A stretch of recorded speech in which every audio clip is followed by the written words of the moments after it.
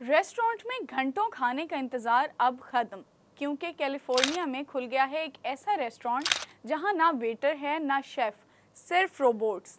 Loss गॉटोस California में ABB robotics और burger bots ने मिलकर खोला है एक नया रोबोटिक रेस्टोरेंट जहां बर्गर बनते हैं मशीनी रफ्तार और सफाई से।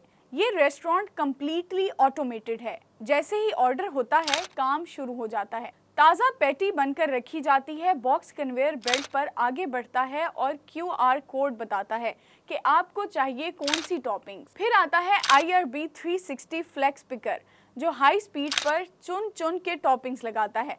उसके बाद आता है यूमी रोबोट जो बर्गर को फाइनल टच देकर पैक करता है। यकीन करें, पूरा प्रोसेस सिर्फ 27 सेकंड का है।